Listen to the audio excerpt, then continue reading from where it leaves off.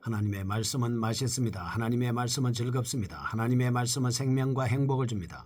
500독 성경 통독 훈련 원장입니다. 여수 살리는 교회 임기환 목사가 하나님의 말씀을 봉독하고 전하는 시간입니다. 함께 하시면 기적이 일어납니다. 알람을 설정하시고 들으시면 좋겠습니다.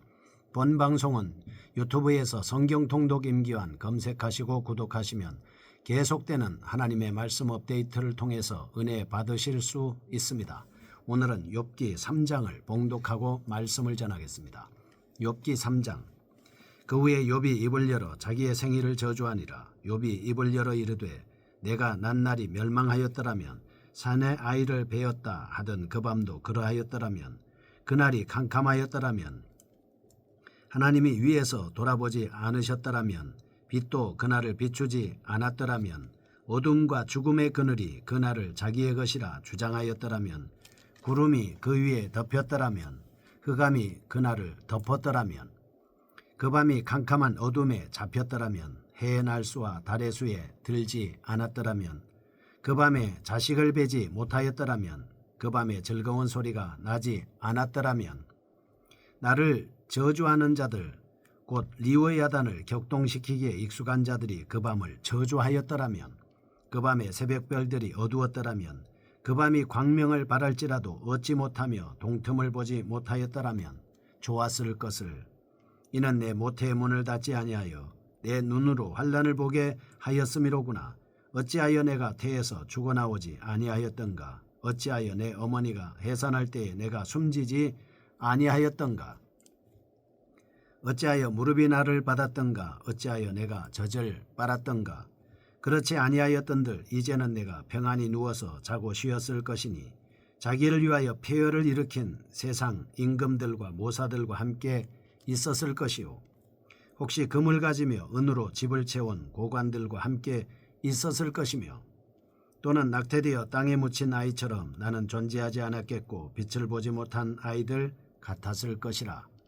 거기서는 악한 자가 소요를 그치며 거기서는 피곤한 자가 쉼을 얻으며 거기서는 갇힌 자가 다 함께 평안히 있어 감독자의 호통 소리를 듣지 아니하며 거기서는 작은 자와 큰 자가 함께 있고 종이 상전에게서 놓이느니라. 어찌하여 고난당하는 자에게 빛을 주셨으며 마음이 아픈 자에게 생명을 주셨는고.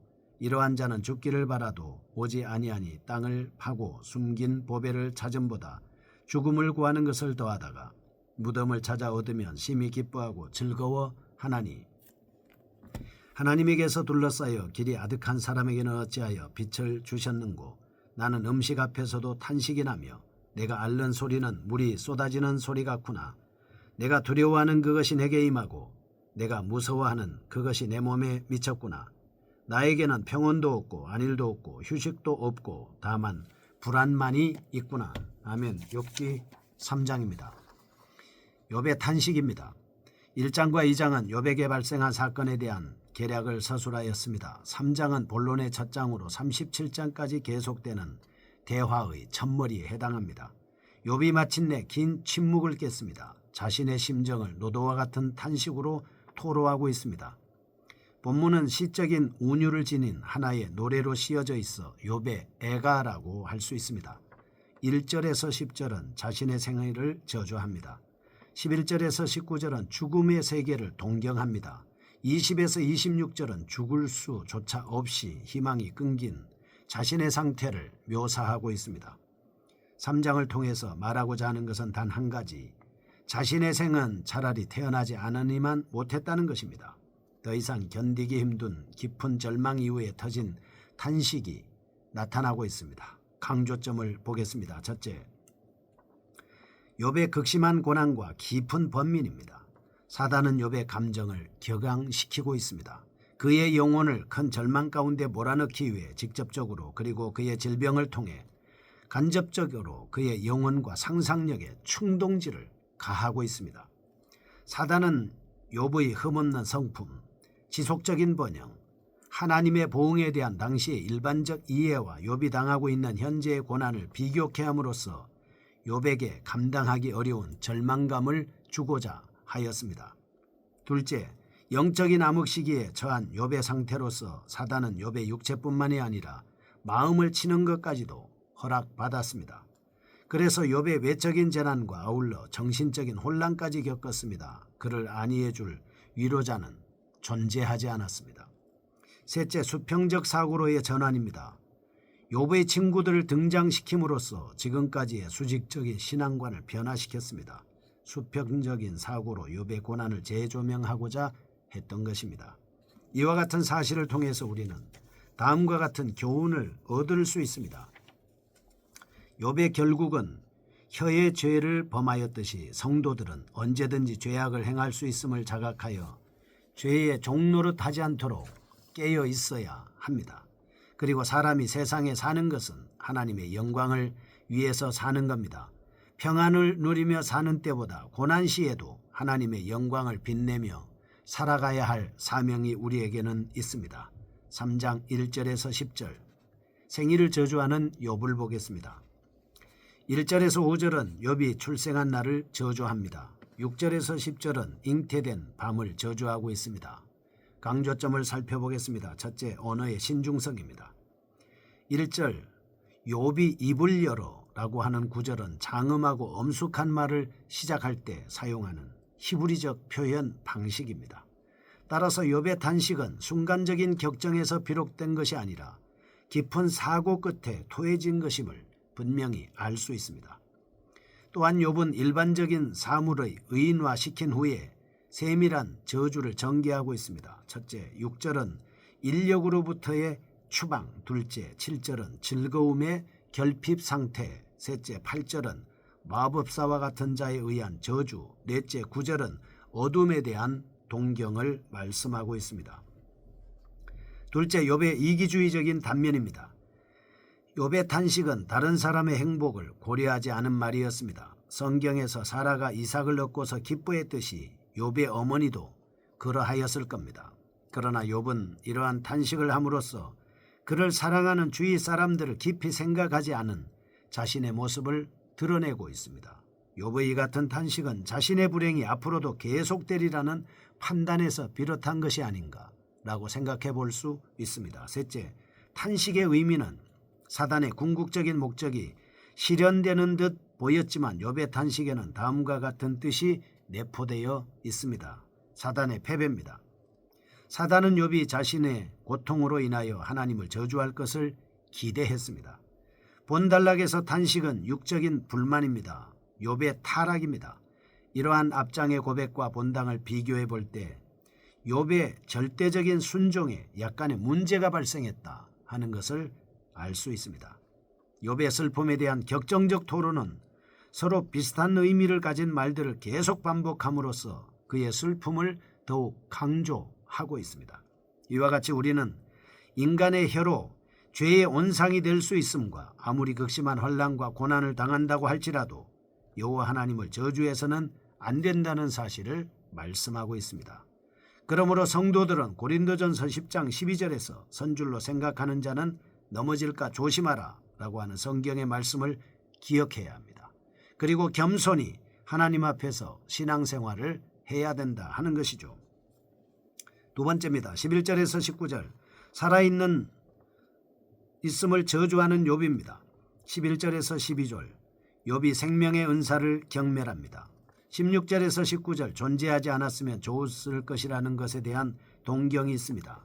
욥의 모습을 통해 고통을 당하는 인간이 얼마만큼 자신을 저주할 수 있고 이를 통해 하나님께 항의할 수 있나를 암시적으로 묘사하고 있습니다.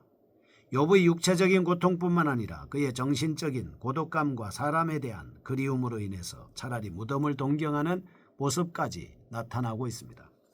강조점을 살펴보겠습니다. 첫째, 하나님이 주신 생명에 대한 강한 반어적 질문을 던지고 있습니다. 11절에서 자신이 죽어서 나왔더라면, 출생 단계에서 죽었더라면, 12절의 출생 이후에 곧 죽었기를 바라는 자책적인 탄식으로 표현되어 있습니다. 13절, 욥은 사후세계를 잠든 상태라 하고 16절에는 비전제에 가까운 상태로 인식하고 있는데 17절에서 19절은 이러한 그의 말에는 욥이 이해하는 사후관이 암시되어 있음과 아울러 한 걸음 더 나아가 욥이 무덤을 자유와 평등이 실현되는 것으로 인식하기까지 했음을 볼 수가 있습니다. 그러나 성경은 생명에 대하여 인간은 하나님의 주권에 의해서 만들어진 피조물이고 인간의 탄생은 하나님의 커다란 능력 아래서 가능한 것이며 생명은 하나님께서 주신 선물이라고 말하고 있습니다. 둘째, 욥이 현재 당하고 있는 고통의 정도를 나타냅니다. 욥은 11절에서 마음의 격렬함과 혼란함 때문에 자신의 처지를 한탄하였습니다. 이러한 그의 탄식은 마침내 위로받기를 거부하는 몸짓으로 나타나고 있습니다. 11절, 12절, 16절은 심지어 욥은 극심한 현재의 고통을 출생 때에 사산되지 못한 것으로 돌리고 있습니다. 사실 욥의 탄식처럼 거듭남이 불가능하다면 태어나지 않는 편이 더 좋을 것입니다. 그러나 그리스도의 탄생으로 인하여 생명에 대한 욥의 의문은 해결되었습니다. 셋째, 음부의 개념에 대해 상세하게 설명하고 있습니다. 구약 성경의 일부에서 음부에 대해 약간씩 언급하고 있습니다. 그러나 음부의 개념에 대해 본달락만큼 상세하고 길게 서술된 것은 없습니다. 특히 13절에 나타난 바와 같이 죽음의 세계가 지닌 특징을 잘 표현한 것은 성경 어느 곳에도 없습니다. 그런데 여기에서 음부가 평안의 개념으로 설명된 것은 하나님의 창조와 생명의 근원에 대한 반역인 바, 이는 그만큼의 욥의 고통이 큼을 암시한 것이라 할 수 있습니다. 교훈입니다. 하나님의 가장 고귀한 선물인 인간의 생명이 과소평가되는 것을 경계해야 합니다. 세 번째입니다. 20에서 26절, 현재 죽기를 갈구하는 욥입니다. 2절에서 10절은 아예 태어나지 않았으면, 11절에서 19절은 태에서 죽어 나왔다면 이라는 이 단계적 탄식에 이어 지금이라도 죽었으면 하는 심정을 토로하고 있습니다. 지금이라도 죽기를 갈구하는 욥의 탄식을 기록한 20에서 22절과 23절에서 26절은 극심한 현실의 고난 속에서도 자신에게 죽음을 허락하지 않으시는 하나님의 공의와 지혜에 대한 은밀한 비난이 나타나고 있습니다. 강조점입니다. 첫째, 인간의 생명에 대한 의미를 암시적 또는 반어법적으로 서술하고 있습니다. 20절에서 욥은 인간의 삶을 슬픔의 연속뿐이라고 한탄합니다. 그러나 삶과 생명은 고난 속에서도 은혜롭게 지속될 수 있는 것으로 그러한 고통을 통해서 하나님의 섭리를 깨닫고 은혜를 깨달아야 합니다. 그러한 성경은 하나님께서 고난을 통하여 성도의 마음에 시험하신다고 하였고 하나님께서도 징계를 통하여 오히려 더 나은 길로 인도하신다고 말씀하셨습니다. 그러므로 고난당하는 인간의 지속되는 삶에는 다음과 같은 의미가 있음을 알 수 있습니다. 고난은 성도의 믿음 상태를 시험하고 밝히 드러내줍니다. 보다 온전한 성화를 위해서 고난이 필요한 것입니다. 미래의 영광과 행복의 향상을 위해서 고난은 유익한 것입니다. 신실하고 권능 있는 하나님의 영광을 드러내기 위해서 고난은 유익합니다. 둘째, 본달락에 기록된 욥의 탄식은 몰수된 재산과 죽고 흩어진 가족들에게서 기인된 것이 아니라 계속되는 불행으로 인하여 하나님의 섭리를 혼동하였기 때문입니다. 욥은 자신의 불행이 계속될 것을 염려하였기에 이로 인하여 미래에 대한 두려움마저 생기게 되었던 것입니다. 그러나 성경은 미래에 대한 근심이 세속적인 부주의로부터 보호해 줄 경우에는 유익하지만 하나님의 귀속적인 사랑에 대한 두려움 때문이라면 유해하다고 말하고 있습니다. 교훈입니다. 성도들은 현실적인 복에 대해 지나친 관심을 갖지 말아야 된다라고 하는 것입니다. 왜냐하면 재물과 하나님을 겸하여 섬길 수 없기 때문입니다.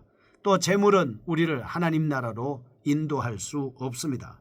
욥은 현세적인 풍요에 눈을 두지 않고 하늘에 관심을 가졌기 때문에 자신의 신앙을 지킬 수 있었습니다. 우리의 관심은 천국입니다. 우리의 관심은 하늘나라입니다. 우리의 관심은 영생입니다. 우리의 관심은 오직 예수입니다. 성경 통독하십시다. 거룩하신 하나님 아버지 감사합니다. 영원한 생명을 맛보며 영원한 천국을 생각하고 위에서 기도하며 하나님 말씀으로 준비할 때에 놀라운 기적의 역사가 일어날 줄로 믿습니다. 예수님의 이름으로 기도합니다. 아멘. 여수 살리는 교회 임기환 목사였습니다. 지금 극동방송을 듣게 하세요. 기적이 일어납니다. 우리는 지금 생명을 전하고 있습니다.